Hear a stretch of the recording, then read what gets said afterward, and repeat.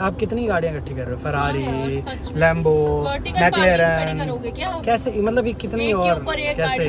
इसका रीजन बताऊंगा ना। आई एम नॉट श्योर क्या हुआ क्या नहीं हुआ, बट अंदर जो लोग बैठे हुए थे वो लेकिन ना ये बहुत बड़ा मुद्दा है यार, बहुत लोगों को पता ही नहीं होगा। ये जरूर बताना और जरूर उस बंदे की जान को भी खतरा था। अब आप देखो ये मेरी गाड़ी देखो, मैंने राइट काटा जितना कट सकता था और ब्रेक भी लग रही है, ऐसा नहीं है कि ब्रेक नहीं लगा, और ये लगी देखो। बहुत लोगों ने कमेंट किया कि आपका गलत था आप, और हार के फिर हमारे को FIR करवानी पड़ी, और FIR की भी मैं आपके साथ कॉपी शेयर कर रहा हूँ।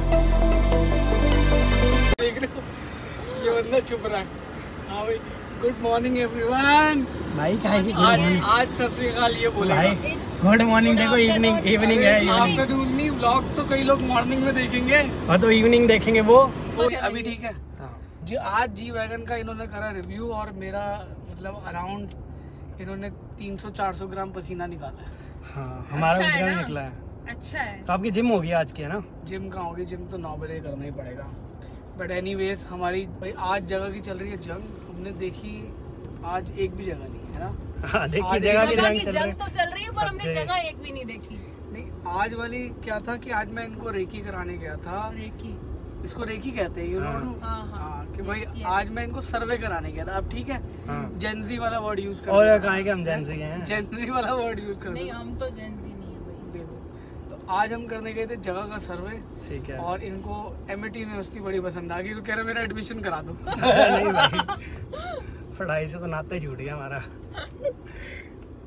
ये तो बात गलत है, नाता कैसे छूट गया भाई? छूटना नहीं चाहिए नाता। बाकी नोएडा कैसा लग रहा है? अब तो अच्छा लग रहा है। अब अच्छा लग रहा अच्छा ही है। मतलब कुछ पार्ट्स मुझे सही लगते हैं और कुछ अच्छे, तो ये अच्छे वाले पार्ट्स में आ गया। और है। क्या? देखो इतनी ग्रीनरी कहाँ है। हाँ, ये मैं तो उधर सच हो जाऊँ, वहाँ फ्रेम में नहीं आ रही हूँ। ये लो, है। ये इसका भूत वाला बैग आ रहा है फ्रेम में। ये अच्छा लगता है यार लोगों को, बहुत बढ़िया बैग। हमने कब काबू है।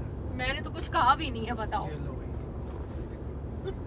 कुछ चू भी तुम्हें नहीं। अच्छा, तुम्हारे को कार रिव्यू करते करते वो नहीं लगता ऐसे बोरियत सी फील नहीं होती कई बारी कि हर गाड़ी का दिखाते हो कि भाई इसमें अब ये इंजन ये वाला डाल दिया, वो डाल दिया। अरे पता है ये जो हम कर ही वही रहे हैं जो हमें मजेदार लगता है। यस। अच्छा, वेरी नाइस। अगर वो इंटरेस्टिंग नहीं होगा तो अब तक की सबसे वो रिव्यू वाली, ये बैग ऊपर रख लो ना, रुको मैं इधर बैठ जाती हूँ। अब तक की सबसे बढ़िया कार कौन सी रिव्यू करी है?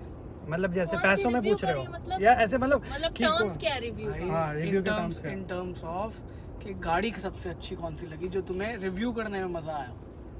वो तो सारे में ही मजा आता है, लेकिन ऐसे एक स्पेसिफिक सबसे अच्छी गाड़ी तुम्हें कौन सी लगती है? चलो सबसे अच्छी गाड़ी पता तो है आपको, 1000 बार सबको बता चुकी जी वैगन। मैं रिव्यू की बात कर रहा हूँ, जिसको रिव्यू किया और नई गाड़ी के, मतलब नई गाड़ी के प्रोस्पेक्टिव में एज एन ऑटोमोटिव जर्नलिस्ट जाके तुमने कवर किया हो, कंपनी को बताया हो। यही पता है बात, पता है क्या आप जो पूछ रहे हो ना, इसका जवाब इसलिए नहीं अभी देखो बहुत सारी गाड़ियां हैं ना कि हम अब बजट में, अब मतलब आप ही बोल रहे हो कोई भी गाड़ी में तो बहुत लंबा है। अब 15 लाख लोगों का अलग है। ये गाड़ी रिव्यू करने में नाम ले सकते हैं, XUV 700 का नाम ले सकते हैं, वो भी मुझे अच्छी लगती है। अच्छा, बहुत सारे नाम ले सकते हैं इसमें तो, मतलब और सेगमेंट भी आ जाता है। ऐसे ही मैंने नाम ले दिए तो गाड़ी की। महिंद्रा ही क्यों? नहीं ऐसा नहीं है, महिंद्रा ही है। और अभी तक तुम्हें क्या लगता है कि कौन से ऐसा ऑटोमोटिव प्लेयर है जो मार्केट के अंदर एक बड़ा चेंज लेके आया है और काफी बड़ा स्टेप? महिंद्रा ही लाया, महिंद्रा बहुत बड़ा। एडास कौन लेके आया इंडिया में? मतलब लाने वाला तो एडास है। एक वो ग्लॉस्टर में आया, किसी ने उतना नहीं किया, पर जो महिंद्रा ने जिस बजट में लेके आया एडास, बजट में वो यार देखो सेल्टोस क्रेटा में आने लगा है। और क्रेटा ने सबसे अच्छी चीज करी थी, पैनोरामिक सनरूफ क्रेटा ने लाई इस सेगमेंट में। जो क्रेज आया ना पैनोरामिक सनरूफ का, वो क्रेटा लेके आया। इससे जो अभी करंट क्रेटा आई है उससे पहले वाली क्रेटा के बाद से ही आया है। फिर हर एक ब्रांड को हो गया कि भाई अब तो पैनोरामिक लानी है हमने। बहुत सारी गाड़ियों में उसके बाद हमने देखा कि पैनोरामिक सनरूफ कॉमन सी होने लगी। उस टाइम वो क्रेटा में आई थी तो लगता भाई क्या सनरूफ है। ऐसे बहुत सारे फीचर अलग अलग ब्रांड अपनी अपनी वो करते हैं। बट प्रैक्टिकली इंडिया में सनरूफ कोई भी नहीं यूज कर पाता, वो नहीं कर पाते, बट लोगों को चाहिए। फोमो हो जाता है, कंपनीज के लिए फोमो है। हाँ, फोमो कंपनीज के लिए फोमो है, based on their segment they need to put everything. The thing is कि बच्चे बहुत पसंद करते हैं ऐसी चीजें, और जब कोई मोस्टली लोग फैमिली कार ही कंसिडर करना पसंद करते हैं, तो जब वो लेने जा रहा है बंदा तो बच्चे कहते हैं अच्छा पापा इसमें सनरूफ है तो हमें एक कार चाहिए। तो वो एक ऐसा एस्पेक्ट हो गया जो बच्चों को अच्छा लगता है। पर आज की डेट में ना लोग जब सबसे बड़ी गलती कर रहे हैं, वो कपड़ों की तरह बच्चों को बाहर सुखा देते हैं। चीज है यहाँ से वो बाहर ही टांग देते बच्चों को। चलती गाड़ी में नहीं करना चाहिए। कपड़ों ऐसे ऐसे बच्चों को टांग रहे हैं यार, पागल। मैंने लोग देखे हैं एक छोटी सनरूफ से 3-3 बच्चे मुंह ऐसे बाहर निकाल के। गॉड फॉरबिड अगर कुछ हुआ तो कितना डेंजरस हो सकता है वो बच्चों के लिए। सनरूफ बनी किस लिए थी? Why it was designed? पर इसके लिए नहीं बनी ना कि बाहर निकलने के लिए, बाहर निकलने के लिए बनी, सिर्फ इसलिए बनी। टेक्निकली वो स्मोकर्स के लिए बनी थी, पता है? ये तो आप बता रहे हो मुझे। ये स्मोकर्स के लिए बनी। इसमें एक मोड भी आता है जिसमें गाड़ी ना हल्का सा टिल्ट कर देती है। हाँ वो तो वो इसीलिए था कि अंदर का धुआं बाहर निकल जाए। वो तो शीशे भी हैं। देखो आज तक शीशे किस लिए हैं? ये देखो नहीं, एस्ट्रे भी थी। आपने शीशे बंद करके ही बात कर रहा हूँ, क्योंकि कई जगह ना बहुत ज्यादा सर्दी होती है, वहाँ शीशे तुम डाउन नहीं कर सकते। तो बेसिक चीज वो करते थे और वो बाहर निकालने के लिए था। हालांकि एसी के अंदर भी ये सिस्टम आता है कि बाहर की हवा खींचती है और दूसरा सर्कुलेशन का आता है। पर ये चीज है कि मतलब अब जो लोग इंडिया में उसको लेते हैं ना, वो बच्चे टांग रहे हैं अपने, सिर्फ वो गलत चीज है यार, नहीं करनी चाहिए। देखो इसमें मैं ये नहीं कहूंगी कि 100% पेरेंट्स की गलती है, क्योंकि बच्चे कभी कभी बहुत जिद करते हैं, लेकिन एट द एंड गार्जियन को ही संभालना पड़ेगा बच्चे को, कि वो आपके लिए बहुत रिस्की हो सकता है, आपको नहीं करना चाहिए। भाई खड़ी गाड़ी करके ना, चाहे निकलो ऊपर चढ़ो, आप एक साइड में रोक के बच्चे का शौक पूरा कर लो कि चल यहाँ रोकिए गाड़ी, तू बाहर निकल ले, जो मर्जी। कभी होता है ना बर्फ में जाके बाहर निकल फोटो खिंचा लो, पर रुक के वो सही है। आई एग्री, बट इंडिया में ऐसा कुछ फॉलो नहीं करता ना यार। देखो मतलब ट्रैफिक रूल्स अगर आप सब फॉलो करें, सबसे पहले तो लेन ड्राइविंग फॉलो करवाओ। सबसे इम्पोर्टेंट ये है।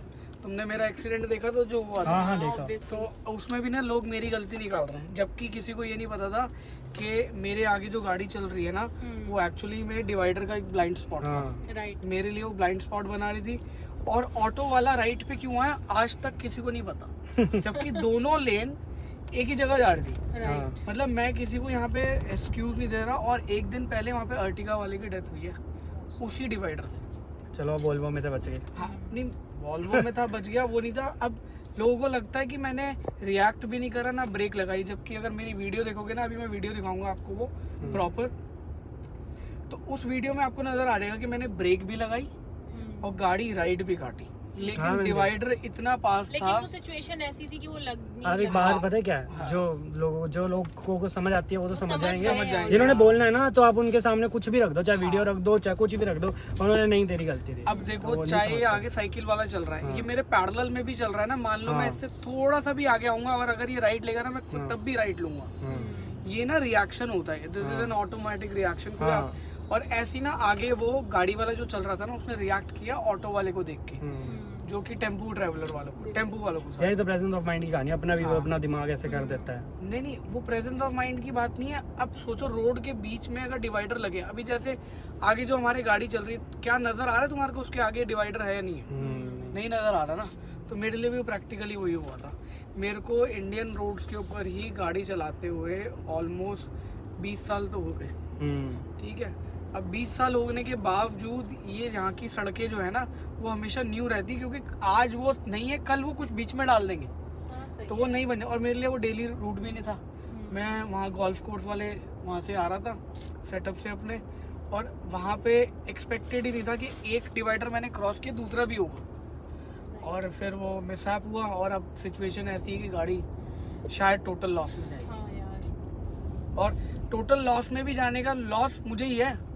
मेरे पास गाड़ी नहीं होगी, चलो मेरा लोन बंद हो रहा है, that's a different thing, but loan बंद होने के बाद मेरे हाथ में कुछ नहीं आ रहा, और मेरे पास जो 80 लाख रुपए की आज गाड़ी चाहे मैं नहीं लेने जाऊंगा तो 80 लाख वोल्वो वाले भूखे पैसे मांग रहे हैं। हाँ, और वॉल्वो वाले भी पैसे मांग रहे हैं। ये तो आप ये सोचो, आप एक सेपरेट वीडियो में बताना। हाँ, सेपरेट वीडियो में बताऊंगा, लेकिन ना ये बहुत बड़ा मुद्दा है यार, ये बहुत लोगों को पता ही नहीं होगा। ये सेपरेट वीडियो में जरूर बताना, और जरूर एथिकली भी गलत है। एक्चुअली एथिकली सब कुछ गलत है, कैसे भी गलत है भाई, कि आप एक्सीडेंटल कार के पैसे मांग रहे हो। डजंट मेक सेंस, और जिसको आप रिपेयर भी नहीं कर रहे। बिल्कुल। चलो इसके लिए ना एक सेपरेट ब्लॉग बनाएंगे, और स्कैम, वॉल्वो का स्कैम। हाँ, ये वॉल्वो स्कैम रहेगा, और I hope, I am sure हो सकता है शायद ये वॉल्वो का ना हो, शायद ये डीलर लेवल पे भी हो। हाँ, ये जितना भी हो, तो भी अगर डीलर लेवल पे होता तो वॉल्वो ही हो रही है ना। हाँ, डीलर लेवल पे होता तो वोल्वो सॉल्व करेगी। अगर देखते हैं वो वीडियो बनाने के बाद कि वोल्वो कुछ पड़ी भी है नहीं है। मुझे नहीं लगता अभी तक वॉल्वो किसी भी वीडियो पे रिएक्ट किया वॉल्वो ने, अगर इंडिया में किसी ने कंप्लेंट करी है। फिर क्या फायदा? देखो मेरे को भाई, लगता है इतना कि पैसा वो खर्चने का। वैसे मतलब सोशल मीडिया पे ना देखो रिएक्ट करे। पैसा खर्चने का फायदा तो वॉल्वो ने दिखा दिया हाँ, है, जान बचा के। वो ये- सारी बात वो- ठीक है, right, बट right. इतना पैसा खर्च के अगर आप ऐसे पैसे मांगोगे तो वो तो बहुत गलत चीज है ना। हाँ, जिसके अंदर मेरी गाड़ी इंश्योरेंस में भी कवर्ड है और जबकि मैंने हाइड्रा के भी अलग पैसे दिए और वो हाइड्रा से जो उसने गाड़ी उठवाई वो भी गलत उठवाई। पर पता हमें है? लग रहा है अभी डिस्कशन ना आपको नेक्स्ट वीडियो में करना चाहिए। अभी आधे लोग उनको बात नहीं पता लोगों को। नहीं, सबको पता है। नहीं हाँ। कि क्या हो मतलब क्या रहा हो क्या रहा है। हाँ। हाँ, एक्चुअल में क्या हो रहा है डीलरशिप है। तो आप ढंग से बताना कि चलो। यहाँ से इनिशियली ना। बाकी तुम्हारा M4 कंपटीशन के बारे में क्या ख्याल है? भाई मस्त गाड़ी है और आप तो ले रहे हो पुरानी वाली और आप नई वाली तो नई वाली है, मतलब सबको पुरानी- दोनों मैं अच्छी कोई है। गाड़ी नहीं पुरानी नहीं लेता मैं। आप यूज अरे नहीं ले रहे, use नहीं। आप प्री फेस लिफ्ट ले रहे हो। हाँ, फेस लिफ्ट और प्री फेस लिफ्ट में कोई मेजर डिफरेंस नहीं है। नहीं है पर फिर अंदर भी से डिस्प्ले चेंज कर हाँ। दिया है, बल्कि उसका इंजन मतलब स्केल ज्यादा डाउन और कर वो दिया। ज्यादा लाउड भी आपने बताया था। आप पुरानी वाली लाउड है, हाँ। नए वाले में स्केल हाँ। डाउन कर, भले पावर बढ़ा दी हो, हाँ लेकिन एज एन इंजन वो स्पेक डाउन कर दिया। पर मेरे को ऐसा लग रहा है कि जब आप ले रहे हो तो वो नई वाली यार आपको रीसेल की नहीं पड़ी, पहली बात तो ये हाँ, है। सच है ये आपको रीसेल की वो पड़ी नहीं होती है ना। हाँ। पर जो लेता है ना उसको सबसे नॉर्मली नया वाला ही लेता है। अगर नहीं, तो but ये होता है कि M4 कंपटीशन मतलब जितनी भी ये कंपटीशन वाली कार आती है ना, इन सब के प्राइसिंग अच्छी मिलती है। हाँ हम्म। सही है।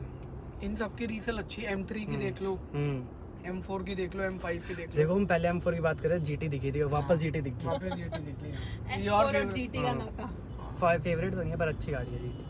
लेकिन यार M4 की जो लुक्स है ना, GT और M4 को कंपैरिजन नहीं कर रहा। नहीं कर रहे हैं। GT तो it was a good look, it's a good हाँ, लुकिंग कार। अब हाँ। तो शायद कम लोग खरीदते हैं इसको। आई थिंक तो शायद जिस कुछ टाइम बजट में आ रही है बड़ा अच्छा अच्छा परफॉर्मेंस है। कुछ टाइम में शायद डिसकंटिन्यू भी कर दें। हम्म। इसका सबसे बढ़िया फीचर था ये जो इसके अडेप्टिव वो लगा हुआ है ना, स्पॉइलर पीछे वाला, हाँ ये खुल जाता है बंद हो जाता खुल जाता है, बंद हो जाता है। और बाकी तुमने मैक्लेरन के है। बारे देखी में कुछ थी study मैंने, करी? आपकी वो उसमें देखी थी वीडियो में। मैं और- McLaren। अर्थुरा या फिर वो 750S? आप कौन सी ले रहे हो? नहीं, आप 750S ले रहे हो? मेरे को ना वैसे मन जो लगा ना प्रैक्टिकल वाइज होने के हिसाब से, मतलब प्रैक्टिकलिटी के हिसाब से, इट इज़ GT। ठीक है। और अगर तुमने और वो कितने की वो पड़ रही है अभी वैसे आपको, और स्पेक क्या करा के क्या कितने GT पड़ेगी 5-10 की। तो फिर आप कितनी गाड़ियाँ इकट्ठी कर रहे हो? फरारी, हाँ यार, सच में। लैम्बो, Vertical parking खड़ी मैक्लेरन, करोगे क्या आप? कैसे मतलब ये कितनी एक के और ऊपर एक कैसे? गाड़ी। इसका रीजन बताऊंगा ना मैं किसी व्लॉग में, हमने क्यों ये गाड़ियाँ ली। ठीक। हाँ यही मैं भी जानना चाह रहा हूँ। इतनी गाड़ियाँ, मतलब शौक अपनी जगह है, एक बार में 4-5 गाड़ियाँ बहुत होती है। देखो बदल मैंने के बोला रखो। तो था मेरे को अंडर 40 एज से पहले कुछ करना था, वो मेरी बकेट लिस्ट में था। और वो मैं अपनी आपकी एज bucket- बताई हुई है ब्लॉग में? हाँ बताई हुई मैंने। फिट है। बकेट लिस्ट बच्चे 2 साल हाँ 2 साल में रगड़ रहा सब कुछ। तो 2 साल के लिए प्लानिंग तो अभी से करने पड़ेगी ना। हाँ, तो- सही है। तो मैं अपनी जगह गलत थोड़ा हूँ। नहीं सही है। अगर तुम मेरी जगह होते तो तुम भी यही प्लान कर रहे हो। हाँ हाँ फिर शायद मैं इतनी गाड़ियाँ नहीं रखती। नहीं, मेरा मन था कि I should have a super garage. नहीं, आपकी सही है। और नहीं मैं पता है क्या है, जब इतना पैसा और बंदा सोचता नहीं है। हाँ, ये भी सच है। ओके दिस देखो सबसे, मैं सेकंड हैंड गाड़ियाँ नहीं लेता। मैं हाँ। इन यही कंपनीज तो को भी बात, वही तो बात है। इन हम कंपनीज को भी प्रमोशन मिलेगा। अगर मैं गाड़ी चला रहा हूँ तो इवेंचुअली व्लॉग्स के अंदर या मेरे और ये vlog- सही बात है, आपको उसके लिए भी इनवाइट किया हाँ पोर्शा ने, तो Porsche ने भी Right. invite ये चीज सोच के कि ये बंदा ले सकता है, राइट। ले सकता है कि दिखा दे इसको एक बार, क्या पता ले ले, है ना। एक्चुअल में क्या था, जो जिसने इनवाइट किया था ना, उसने पहले मेरे को रेंज रोवर दी थी। हाँ तो he move from Land Rover to Audi and then from Audi to Porsche. Porsche। तो उसने स्पेशली बोला कि सौरभ जी आपने आना है। हालांकि मेरे पास Porsche का भी इनवाइट आया हुआ था। Good experience. Porsche का इवेंट बहुत ही बढ़िया था, वेरी क्लासी इवेंट। और मैक्लेरन का मैक्लेरन का it was a different breakfast drives करेंगे और वो सब करेंगे, तो वैसा वाला एक्सपीरियंस था। सही है, कल मैं फिर तो वैसा वाला एक्सपीरियंस था। सही है। कल मैं फिर दोबारा जा रहा हूँ कहाँ पे? आर्थुरा देखने। चलना है तो बताओ। नहीं कल तो हम स्विफ्ट देखने जा रहे हैं। देखने जाएंगे। कल तुम स्विफ्ट देखने जा रहे हो। नई स्विफ्ट लॉन्च हो रही है। हाँ एक्साइटेड हो? अरे मतलब देखो इंडिया के हिसाब से ना अच्छी बजट गाड़ी है, में और नहीं देखने जा रहे लोगों के हिसाब से। और ना लोग बहुत ज्यादा इमोशंस कनेक्टेड है लोगों के Right. स्विफ्ट से, सच में। जो मिडिल क्लास लोग है ना। और आप एक चीज देखना, कल ही आप देखना एक चीज जो स्विफ्ट के लिए ना मतलब व्यूअरशिप देखना लोगों की कितनी बढ़ जाती है। जैसे एक गाड़ी, कोई नॉर्मल गाड़ी आती है ना, समझ लो आपकी, जैसे अगर लग्जरी गाड़ी होगी ना उस पर बहुत कम शायद उस पे इतना ज्यादा क्राउड नहीं होएगा, बट स्विफ्ट को हर एक बंदा देखना चाहता है। It's a car of masses. पर ऐसा भी नहीं है कि जैसे मतलब फ्रॉन्क्स आई थी, फ्रॉन्क्स जब आई थी ना उसकी हाइप नहीं थी और उसके मतलब लोगों को इतना एक्साइटमेंट नहीं थी। एक्चुअल में सक्सेसर है ना ये सारे। जैसे स्विफ्ट काफी टाइम से मार्केट में है, स्विफ्ट अभी सारे के सारे सक्सेसर आ रहे हैं, बट ग्लोबल लॉन्च तो हो गया था इसका। हाँ, वो तो बहुत पहले से हो रखा है। अब स्विफ्ट का ना आप देख लो कोई भी, चाहे वो 10-11 वाली वो आती, वो भी बहुत बिकी। 12 के बाद नई फेसलिफ्ट आई, वो भी बहुत बिकी। उसके बाद 17 में आई। तो ये जो सारी स्विफ्ट है ना, मतलब ये बिकी बहुत है और लोगों को बहुत ज्यादा स्विफ्ट लेने हैं ना। ये देख लो आगे चल रही है हमारे स्विफ्ट। वो एक और चल रही है, वो देखो। बहुत कॉमन है भाई, बहुत कॉमन है। तो स्विफ्ट तो हाई है ही बहुत, बट ये दोनों 12 मॉडल के बाद वाली है। ये एक ऐसा प्रोडक्ट है जो मारुति का सबसे हाईएस्ट सेलिंग रहा है आफ्टर ऑल्टो। हाँ, आफ्टर ऑल्टो के बाद सबसे ज्यादा ये बिका, फिर वैगनआर आया था। आई थिंक वैगनआर ज्यादा बिकी है। ये एक और स्विफ्ट बहुत बिकी है, और वो कड़ी पीछे एक और स्विफ्ट बहुत है। स्विफ्ट बहुत है। तो इसीलिए लोग देखते हैं, जिनके पास करंटली स्विफ्ट है ना वो भी देखेंगे स्विफ्ट की। हम स्विफ्ट डिजायर भी तो डाल दी तुमने, सेगमेंट भी तो डाल दी इसमें। पर ये अभी जो डिजायर का 5-6 महीने बाद नया अपडेट आएगा, अभी नहीं आएगा, 5-6 महीने बाद। मुझे ऐसा लगता है कि स्विफ्ट को थोड़ा सा और पेपी बनाना चाहिए। इसमें थोड़ा सा जो जैसे बाहर आता है इंटरनेशनली आरएस और ये सब दे रखा है, यहाँ नहीं दिया हुआ। इंडिया में देना चाहिए यार, लोग पैसे खर्चते हैं, आई एम श्योर खर्चते हैं। बट मैं आपको बताता हूँ, ये सेगमेंट जो है ना, मतलब 100 लोग 5 लाख से स्टार्ट कर रहे हैं, उसी में अगर वो 12 लाख की स्विफ्ट होगी ना, 12-13 लाख, तो लोग ऐसे हो ले लेंगे यार। वो सिर्फ वो लोग लेंगे, यही है। जबकि अगर टेक्निकली देखोगे, किसी को भी बताओगे, it is made on the same segment. पर आप एक चीज देखना, फ्रॉन्क्स का जो टर्बो वाला वेरिएंट है ना, वो अभी कम बिक रहा है, ठीक है, बस इसीलिए। बट पहले तो बहुत बिकी है फ्रॉन्क्स, बिकी है फ्रॉन्क्स, बिकी है। क्रिटिसाइज किया था मारुति को निकालने के लिए, सबसे ज्यादा 22,000 शायद बुकिंग थी पहले दिन ही। नहीं, फ्रॉन्क्स अच्छी गाड़ी है, बिकी है, बट मैं वेरिएंट की बात कर रहा हूँ जो टर्बो वाला। लोग इतना पैसा लगा के ना फिर नेक्स्ट सेगमेंट में शिफ्ट कर जाते हैं। सही बात है, क्योंकि आफ्टर ऑल एक बड़ी गाड़ी मिल जाएगी यार। वो क्रिएट भी तो उन्होंने ही किया हुआ है, बट स्विफ्ट के अंदर अगर आप ऑप्शन दोगे ना, आई एम श्योर खरीदेंगे तो सही है। मैं ये बोल रहा हूँ, मुझे पता है ऐसे बहुत ज्यादा वाइडर ऑडियंस नहीं होगी उसके नहीं, वो ना पोलो का ऑल्टरनेटिव लगता था मुझे किसी टाइम पे। मतलब रेड कलर में अगर आप देखोगे, पर वो उसमें तो कलर अच्छा था। और उसके बाद जो बिल्ड क्वालिटी को नहीं कंपेयर कर रहा भाई, जो पोलो चलाते हैं कहीं ऑफेंड मत हो जाना, दोनों में क्लास अपार्ट है। बट मैं सेगमेंट वाइज बात कर रहा हूँ कि अगर हम हैचबैक की बात कर रहे हैं तो सुजुकी के लिए शायद वो, और पोलो तो डिसकंटिन्यू कर दी। और ना चाहे कैसे भी बोलो, चाहे नहीं है उतनी सेफ गाड़ी, पर लोगों के लिए स्विफ्ट एक इमोशन है। बहुत ज्यादा, मतलब जो इस सेगमेंट में है ना। देखो ये मत बोलना मारुति के लिए या सुजुकी के लिए कि वो गाड़ी सेफ नहीं बनाते। मैंने ना सुजुकी से क्वेश्चन किया था, since we are one of their vendor, तो मैंने उनसे पूछा था यार आपकी ये सेफ्टी और ये सब की रेटिंग क्यों नहीं आती। तो कह रहे यार हमारा ना टारगेट कस्टमर वो है जो 2 व्हीलर चला रहा है। Exactly, 2 व्हीलर से तो 2 व्हीलर से तो ज्यादा सेफ है ना। मैंने बिल्कुल एग्री किया। तो कह रहे आप कैसे कह सकते हो सेफ नहीं है। वो कह रहे हम वो कस्टमर ढूंढ रहे हैं जो कि मोटरसाइकिल चला रहा है और मोटरसाइकिल से कार वाले सेगमेंट में आना चाह रहा है। कोई एक और बात तो देखो, 5-5.5 लाख की स्विफ्ट आ रही है।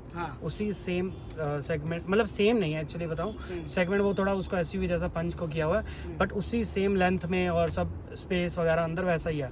और पंच में, अब पंच भी 5 स्टार सेफ्टी रेटेड है, ठीक है, बट उसमें ये है कि आपको हैवी मिलती है, उसमें माइलेज नहीं मिलती है, कि आपको माइलेज से कॉम्प्रोमाइज करना पड़ता है। बट इस सेगमेंट के लोग नहीं करना चाहते, इस सेगमेंट के लोग माइलेज, इसमें 3 सिलेंडर, पर 3 सिलेंडर इंजन 4 सिलेंडर से ज्यादा अच्छी माइलेज देता है। जो नई स्विफ्ट आ रही है वो 3 सिलेंडर ही आ रही है, जेड सीरीज का इंजन आ रहा है अब जो आ रही है ना कल, वो 3 सिलेंडर ही आ रही है। मैं तो कह रहा हूँ अगर इसमें माइल्ड हाइब्रिड टेक्नोलॉजी लगा दें वो, या स्ट्रॉन्ग हाइब्रिड लगा दें। स्ट्रॉन्ग हाइब्रिड नहीं, माइल्ड हाइब्रिड तो उसमें आता है, तो सिर्फ स्टार्ट स्टॉप वाला है। स्ट्रॉन्ग हाइब्रिड नहीं निकाल सकते। स्ट्रॉन्ग हाइब्रिड अगर डाल दें इसमें तो आप ये सोचो 40 की एवरेज तो दे देंगे। पर पता है क्या है रोला, वो वैसे 22-25 के मैरिज वो कर लेंगे, वो फिर स्ट्रॉन्ग हाइब्रिड लगाने की वजह से फिर वो 10 लाख पार कर जाएगी, फिर 10-15 मतलब 12-13 लाख रुपए या 14 लाख रुपए में फिर बंदा डर जाएगा कि यार मैं स्विफ्ट ले रहा हूँ। वो उन लोगों के लिए ऑल्टरनेटिव हो जाएगा जो सीएनजी चला रहे हैं।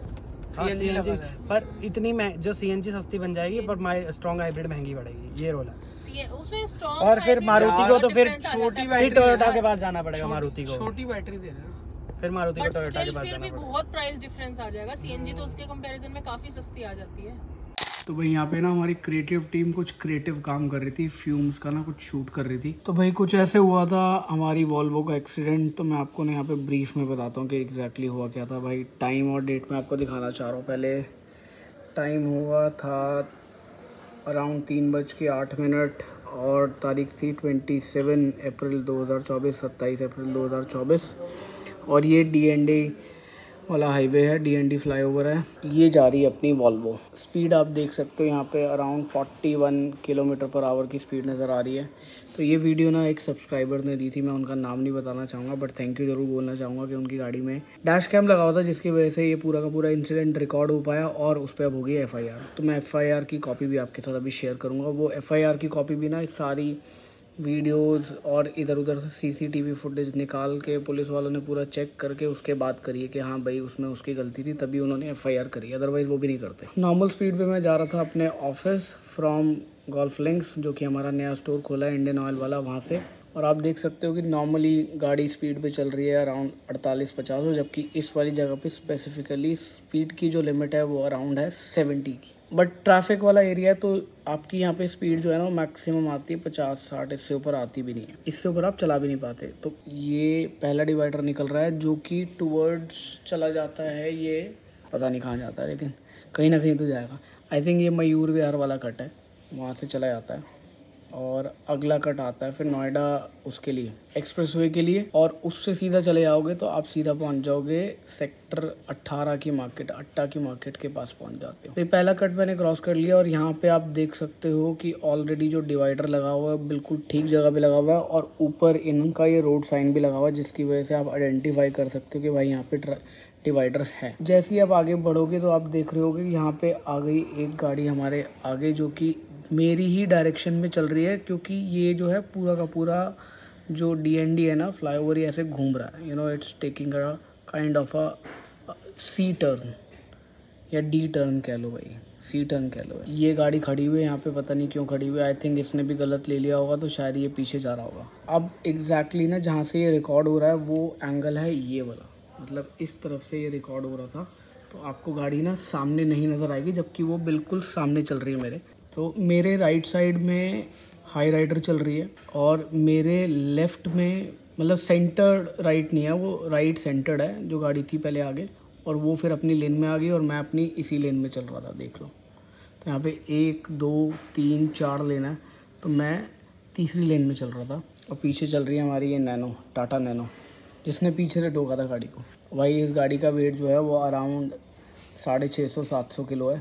तो 650-700 किलो का साथ में 60 की स्पीड या 50-60 की स्पीड पे मोमेंटम के साथ वजन जो है इनटू एटलीस्ट 3 टाइम्स तो हो ही जाएगा। तो इनसे ब्रेक भी नहीं लगी थी। आप देखोगे ना इसके जो इन्होंने ब्रेक पूरी अप्लाई करी, पूरी गाड़ी स्किट होते गई। आई थिंक इसके अंदर शायद ABS नहीं होगा इसी वजह से। तो मेरे साथ में चल रही है टोयोटा की हाई राइडर, या आई थिंक सुजुकी की गाड़ी होगी, मतलब मारुति की गाड़ी होगी, दोनों में से एक ही है भाई, टोयोटा या उसकी, because they share the same.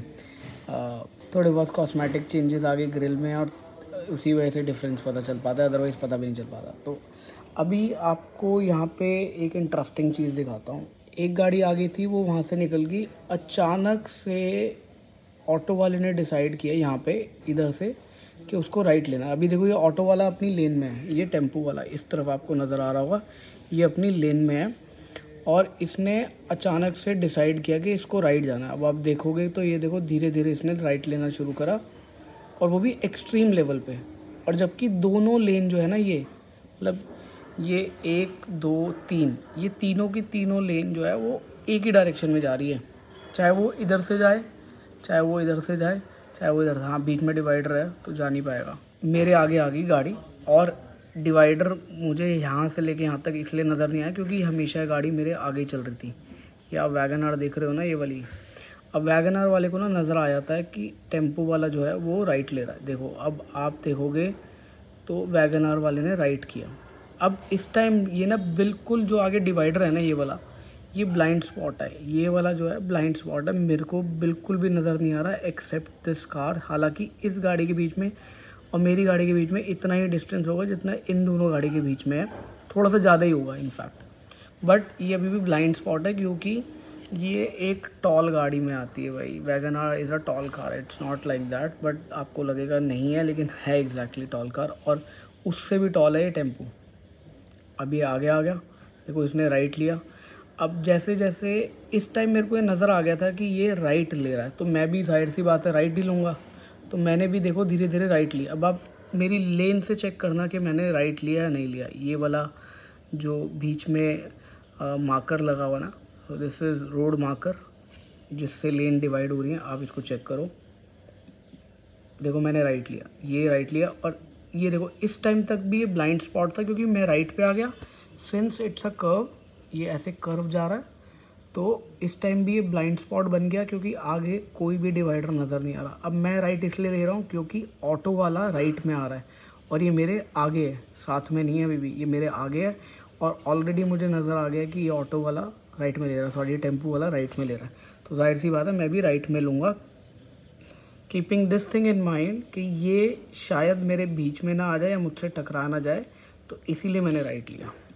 अब ये राइट लिया, राइट लिया, राइट लिया। अब इस टाइम जाके इसके जो वैगन आर चल रही है इसके एग्जैक्टली सामने डिवाइडर है, थोड़ा सा और जाके डिवाइडर होगा। देखना इसने जिस तरीके से ना डिवाइडर से लेफ़्ट काटा, तो मैंने तो राइट ले लिया क्योंकि टेम्पो की वजह से मैंने राइट लिया, अदरवाइज़ मैं अपनी लेन में ही चलता।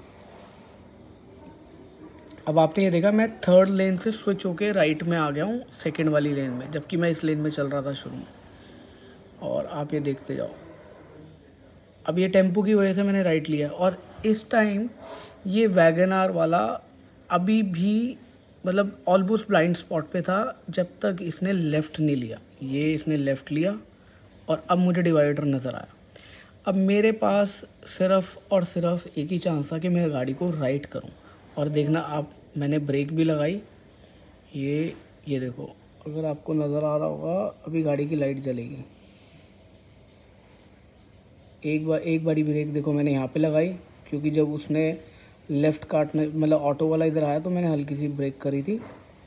अब अप्लाइड ब्रेक ओवर हेयर, और आप देखना भी गाड़ी की आगे दोबारा लाइट जलेगी जहाँ पे मैंने कोशिश करी कि मैं ब्रेक भी लगाऊं और गाड़ी राइट में भी लूँ।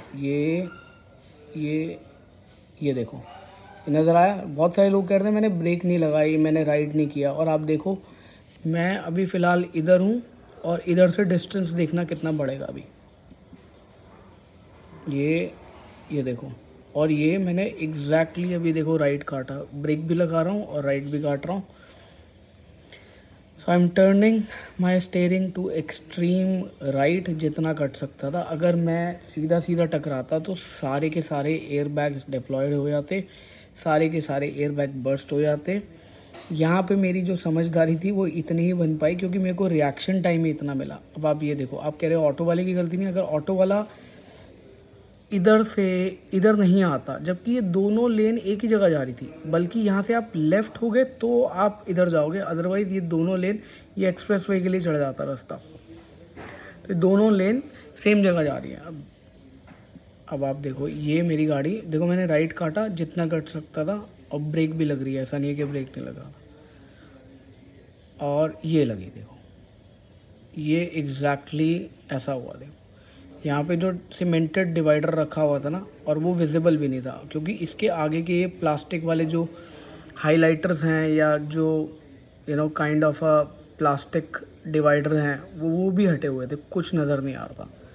ये अब गाड़ी डिवाइडर से टकराती है, और मेरी समझदारी इतनी थी कि मैंने गाड़ी को एक्सट्रीम राइट काटा, तो जो इम्पैक्ट बिल्कुल फ्रंट से आना था, बिल्कुल सेंटर्ड से आना था, कार के सेंटर से आना, वो लेफ़्ट पे गया, जिसकी वजह से सिर्फ़ और सिर्फ लेफ़्ट का बम्पर, लेफ़्ट की लाइट और लेफ़्ट के अंदर एलॉय, सो मैक्सिमम इम्पैक्ट जो है ना वो एलॉय व्हील, सस्पेंशन ने, और आपका कंट्रोल आर्म, और आपका इसने लिया लोअर रिंग और ऊपर वाली अपर आर्म ने, अलॉन्ग विद एक्सल, ये सारी चीज़ों ने इम्पैक्ट लिया और एलॉय व्हील टूट गया था। अब देखो यहाँ पे लेफ़्ट साइड वाले ही एयर बैग्स डिप्लॉय हुए, और जबकि मेरे पीछे मोटरसाइकिल वाला भी चल रहा था। अब इमेजिन ये करो, अगर ये इस सिचुएशन में आगे आ जाता है तो डिवाइडर को इसने पूरा छुपा दिया, और यहाँ से अगर कोई आ रहा है तो उसको तो डिवाइडर कभी नज़र नहीं आएगा।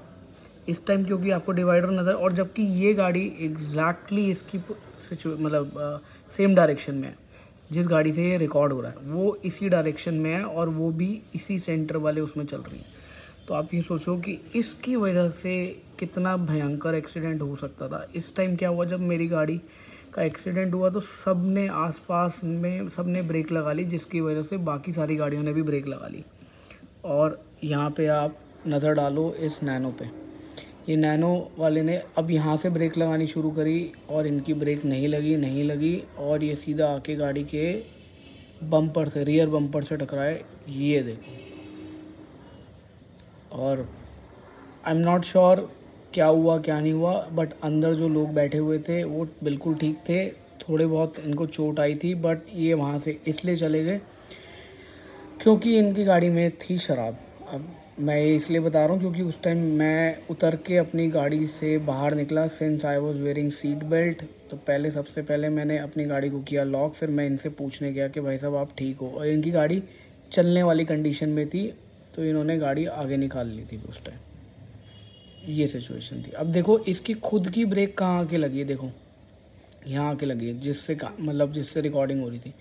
इन्होंने भी ब्रेक अप्लाई कर, और अगर आप इमेजिन ये करो, इनको भी ये नज़र नहीं आ रहा डिवाइडर क्योंकि ये बीच में ले आया। आप लोग कह रहे हो टेम्पो वाले की गलती नहीं है, 100% इसकी गलती है। एक तो ये इस लेन से इस लेन पे स्विच क्यों किया, जबकि ये वाली लेन और ये वाली लेन, इनफैक्ट ये वाली लेन डिवाइडर को छोड़ के सब सीधी जा रही हैं, सेम डायरेक्शन में जा रही है। तो कुछ इस तरीके की सिचुएशन हुई जिसके कारण फिर हमने FIR करवाई, और ये वीडियो फिर आपको हर जगह देखने के लिए मिल गई क्योंकि मैंने ही इसको अपलोड किया था, मैंने ही अपने इंस्टाग्राम पे डाला था, और उसके बाद इधर उधर सब जगह गई। और इम्पैक्ट आप देख रहे हो कितना ज़बरदस्त था। ये सीमेंटेड वाला जो ब्लॉक है ये इस डायरेक्शन में था, उठ के यहाँ से लेफ़्ट में हो गया, और गाड़ी का एलॉय व्हील टूट गया। एयर बैग्स तो चलो डिप्लॉय होने थे, वो भी सिर्फ लेफ़्ट वाले हो। तो गाड़ी ने अपना, और इमेजिन ये भी करो कि इस गाड़ी के अंदर ADAS लेवल 2 है। अगर ऐसी सिचुएशन कहीं आती है तो ये गाड़ी खुद से ब्रेक लगा रही थी क्योंकि इसमें फ्रंट रियर दोनों कोलिजन के लिए सिस्टम लगा हुआ, सेफ्टी सिस्टम लगा हुआ, जिसको हम एडवांस ड्राइवर असिस्टेंस सिस्टम भी कहते हैं। तो ये गाड़ी खुद भी रिएक्ट नहीं कर पाई, मेरे को छोड़ो, जबकि इसका रिएक्शन टाइम हमारे से बेटर है। बहुत लोगों ने कमेंट किया कि आपका गलत था, आप टेम्पो वाले को ब्लेम कर रहे हो। अब आप खुद सोच लो कि टेम्पो वाले की गलती थी या नहीं थी। अगर ये टेम्पो वाला अपनी लेन में रहता और ये सीधा ही जाना था तो इसी लेन से भी सीधा जा सकता था। इसने राइट लिया तो आगे वैगनआर वाले ने राइट लिया। हाँ, वैगनआर वाले की भी क्या गलती थी कि वो ब्लाइंड स्पॉट बना रहा था, बट उसके पास भी कोई चॉइस नहीं थी क्योंकि इसने आके दोनों लेन कवर कर दी। अगर उसके पास चॉइस होती तो वो अपनी लेन में ही चलता, बट इस टेम्पो वाले की वजह से कोई चॉइस नहीं हुई, और हार के फिर हमारे को FIR करवानी पड़ी। और FIR की भी मैं आपके साथ कॉपी शेयर कर रहा हूँ, सिर्फ दिखा रहा हूँ कि क्यों करवाई। और उसके बाद मैंने कंसर्न अथॉरिटीज़ को भी यहाँ पे लेटर लिखा कि ये सारा जो लगा हुआ है ये बिल्कुल ही गलत लगा हुआ है, जो डिवाइडर इन्होंने लगाया हुआ है। और अगर लगाना भी था तो इसके आगे ना वाटर ड्रम्स डालते, और कुछ ना कुछ ऐसा पोल लगा हो या कुछ लगा हो ताकि दूर से हाईलाइट हो जाए कि आगे डिवाइडर है। भाई ये वाली FIR है जो आज रजिस्टर होके आई है, इसीलिए मैंने ये वीडियो आज ही बनाई है। मैं इसीलिए वेट कर रहा था कि एक बारी FIR आ जाए और उसके बाद ही मैं वीडियो बनाऊँ। मैं भी वेट कर रहा था कि पुलिस वाले सारी अपनी इन्वेस्टिगेशन कर ले और उसके बाद ही FIR रजिस्टर। तो ये रहा मेरी वॉल्वो का नंबर। तो इन्वेस्टिगेशन ऑफिसर का नाम भी आ गया है, ये सारी डिटेल्स आ गई हैं। अब इस पर फॉलो अप लेना पड़ेगा, और एटलीस्ट मैं ये चाह रहा हूँ कि उसकी गलती का उसको एहसास हो सके कि उसने ये बिल्कुल गलत किया है। मतलब हो सकता है ये टेम्पो कोई और चला रहा हो, टेम्पो का मालिक ना चला रहा हो, because most of the cases में ये होता है कि this is a fleet manage by different drivers, और लोग ख़रीद के आगे इसको किराए पे दे देते हैं या फिर ड्राइवर रख लेते हैं इसको चलाने के लिए। आई होप उस ड्राइवर के पास लाइसेंस हो जो उस टाइम चला रहा था। आई होप उसको रास्ते पता हो, क्योंकि उसके अंदर बहुत सारी चीज़ें होती हैं। और आपको पता है इन टेम्पो के लिए कोई भी रियर व्यू दिखने के लिए मिरर नहीं होता, तो ये खुद भी रिस्क लेके चल रहे हैं। अगर ये ऐसे ही रैंडमली लेन चेंज कर रहे हैं, मेरी जगह अगर कोई मोटरसाइकिल वाला होता या कोई और गाड़ी वाला होता जो उस टाइम रिएक्ट नहीं करता इस तरीके से जैसे मैंने रिएक्ट करा है, अगर वो हेड ऑन कोलिजन होती जो बिल्कुल फ्रंट से, तो सारे यू नो एयरबैग तो डिप्लॉय होते उस बंदे की जान को भी खतरा था। और एक दिन पहले ही जब मैंने सारी इन्फॉर्मेशन मतलब कलेक्ट करनी शुरू करी कि यहाँ पे किन किन का एक्सीडेंट हुआ है, क्या क्या हुआ है, तो वहाँ पे ना एक अर्टिगा का भी पता चला जिसका एक दिन पहले एक्सीडेंट हुआ था, उसमें ड्राइवर की डेथ हो गई थी। तो ऐसी वाली कैजुअलिटी थी। तो इसमें डेफिनेटली जो यहाँ की रोड अथॉरिटी है या फिर ये जो मैनेज कर रहे हैं ट्रैफिक और या फिर जो ट्रैफिक पुलिस है, अगर उन्होंने डिवाइडर यहाँ पे डाला है तो बहुत ही गलत डाला है और उस पर कुछ एक्शन तो लिया गया। मैंने अपनी तरफ से एप्लीकेशन बना के सारी कंसर्न अथॉरिटीज़ को भेज दी थी। टोटल 6 जगह भेजी थी, 6 में से 2 जगह से वापस आ गई, बाकी 4 जगह एक्सेप्ट हो गई। और शायद सुनने में आया वहाँ पे शायद उन्होंने या तो कोई रेड लाइट लगा दी है या फिर वहाँ पे उन्होंने कुछ लगा दिया है जिसकी वजह से ये एक्सीडेंट आगे फर्दर नहीं होंगे। बट मेरे हिसाब से वहाँ पे डिवाइडर नहीं होना चाहिए। ये डिवाइडर आफ्टर थॉट बनाया गया, क्यों बनाया गया, किस लिए बनाया गया मुझे नहीं पता, but this is very very wrong. और वहाँ पे अब तक 100 से भी ज़्यादा एक्सीडेंट हो चुके हैं उसी पर्टिकुलर डिवाइडर की वजह से।